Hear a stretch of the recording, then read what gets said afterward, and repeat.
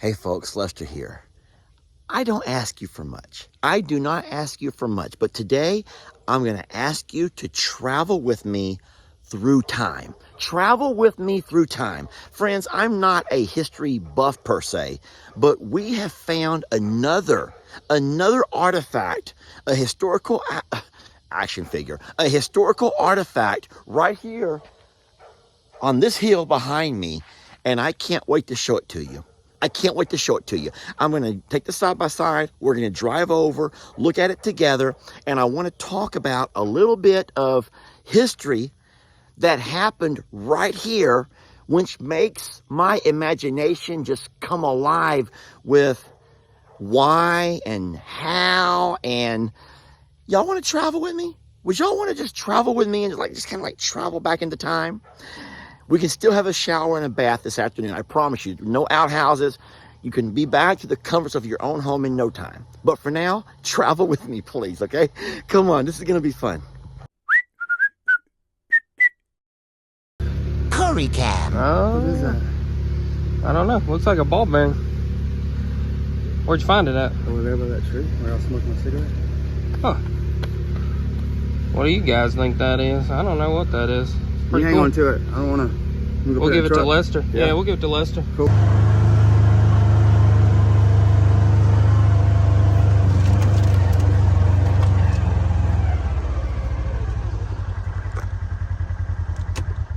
Friends, this spot right here, it's easy to see. It is the highest point in all directions, as you know, elevation wise. And you'll never guess what was discovered in the ground as the fellows were working right through here this week. Are y'all ready for this?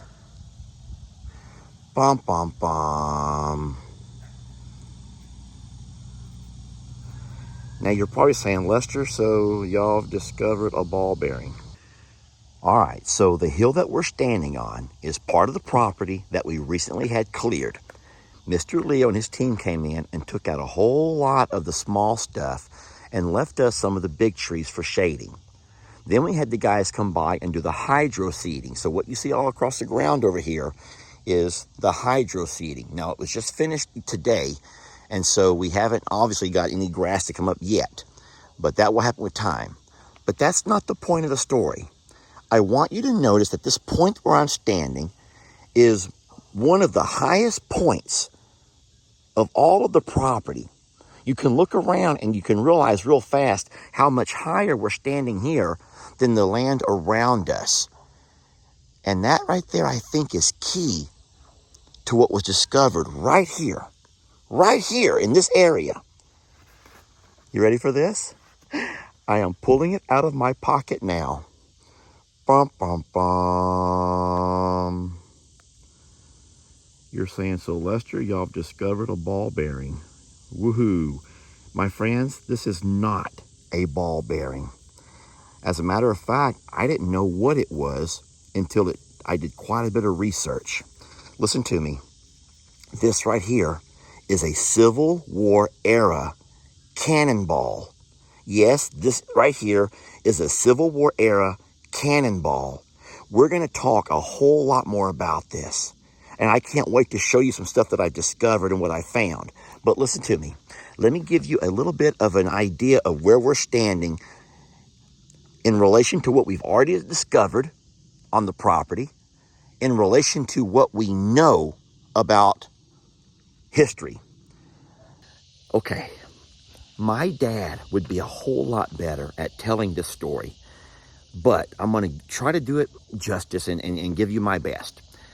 I'm trying to block the sun with my head. So if you see an angelic glow, you could think it could be something of that nature, or it might just be me trying to block the sun with my head. But listen to this. It was no more than 2 months ago that right over here, when we were doing the cremation of Dixie, and I was coming out to clean off everything and clear everything up, that we run across, semi-buried, a Civil War era bayonet that went onto a Confederate rifle. We did a lot of research on that thing, talked to a lot of people. You guys sent us tons of information to where we know where it came from, around what year it was built. We know why the South and the Confederate soldiers had them. Okay, so what I'm doing today is putting one and one together. And I have a theory. You ready to hear my theory? I'm going to tell you anyway. I'm going to tell you my theory anyway. So check this out. If there were a couple of thousand troops who were stationed behind me, camped out behind me, generals and officers along with enlisted men, what they would always do is have, I don't know what they would call it in the military terms, but they would have, let's just say, an outpost. They would have their encampment encircled by outpost, early warning systems, if you will, of a possible impeding attack. And so let's just say that 1,000 yards in that direction was the encampment. This high ground right here, I can guarantee you at some point had a cannon. And those Southern soldiers who were stationed around this cannon, there's a word for that, y'all. I wish I was better studied and better read in this area. But soldiers who were stationed here at this cannon, I can guarantee you, they had their cannon set on that area right through there in preparations of if there was a river assault on their camp. And so a lot of folks are saying, Lester, that cannonball ain't gonna do no damage at all. Listen to me. This is not an explosive type device. This is not going to explode. This is very heavy, I'm guessing solid steel.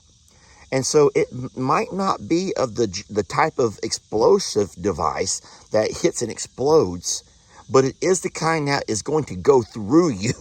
If this thing hits you with enough force, you're going to die. You're going to lose an arm. You're going to lose a leg. You're going to lose a body part. And I believe that this type of cannonball was used simply for that, to maim and to possibly kill, to disable, to slow down an assault. And so I am so darn excited. Now, you're saying, Lester, what would it be doing there? Well, I have a couple of theories about that as well. If you notice, there's a pretty good sized crack in this thing. Now, I don't know if that was common practice, if they all had cracks, or if this over here might have been a reject, one that was unable to be used because of the crack. I don't know if maybe they would have had feared it would have splintered upon firing and not, been thrown off course, not flew with the right trajectory or in the right direction. I don't know that for a fact. So this could have very simply been discarded.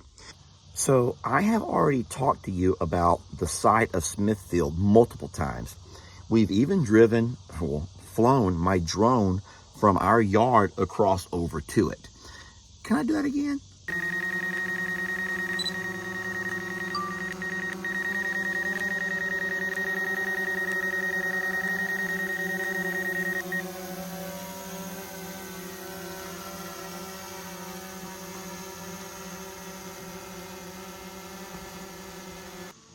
All right, so right now we are flying right over to the site known as Smithfield. I'm using one hand, which is not advised. I'm trying to video with the other. This right here is the actual site of Smithfield. Now you can see that we have flown 500 or 600. We've traveled, the distance right now is about 800 feet, y'all. That's not very far. That right there, okay. That right there is that right there is the site of Smithfield. I'm going to put my phone down. All right, I'm trying to one-hand my drone. This is not very smart of me, but I'm going to twist my drone around. I'm going to turn it and face back to where I'm standing right now, which you can see, that's our pasture. You can see the river in the distance right there.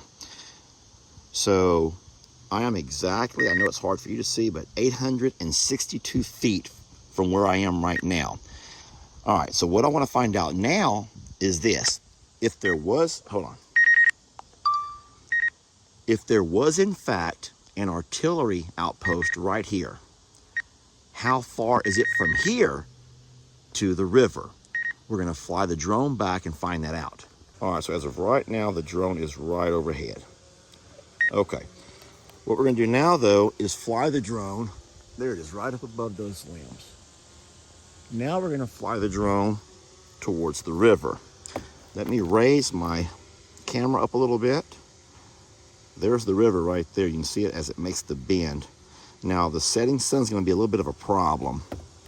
You'll have to try to ignore that. All right, here we go. I'm gonna turn the camera angle down. All right, let's continue our flight. Here we go.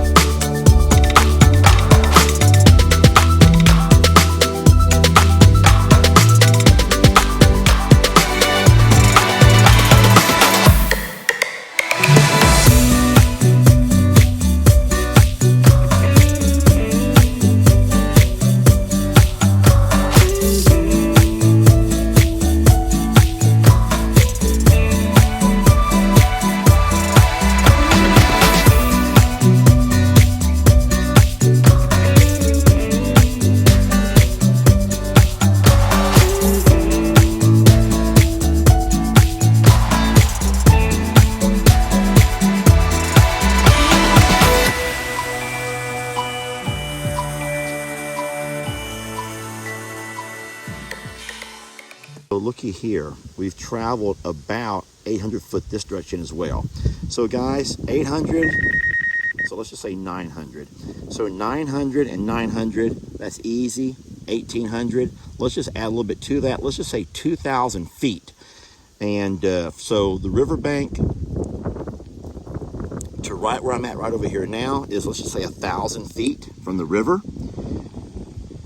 And how much you want to bet that they didn't have this cannon zeroed in to the river for just in case there was some kind of an attack, they could just bombard and barrage the ferries that would have been holding those soldiers.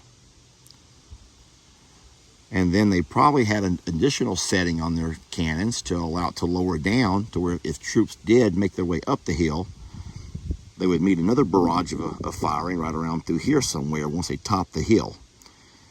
Oh, it's just so intriguing to me, guys. I'm just so darn intrigued.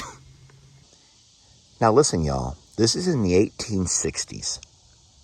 So the trees that you see here right now were not the same trees that were here then.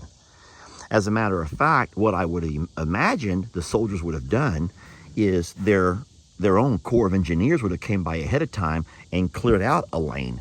They would have cleared out the lane that leads right down to the river. They would have also taken their cannons and fired them multiple times as kind of a firing range, just to kind of test out to make sure they were within range, and they knew they had their marker set to know where to adjust their cannon fire from. All right, friends, well, there you have it. Our Civil War era bayonet, Confederate bayonet that was found right here in our yard. And then our most recent find was this 3-inch, I think 3 inches in diameter, cannonball that was discovered right on the ridge out across the pasture. We are so darn blessed. Isn't that just the craziest things ever? And that's not to mention the Native American, the indigenous people artifacts we've discovered. This place is just so darn full of history. I hope I did my dad proud.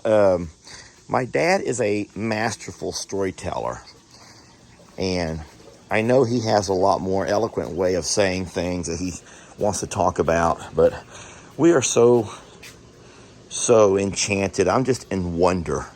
I am just in wonder of all of this. And anyway, thank y'all for watching, and we will catch you guys on tomorrow's video.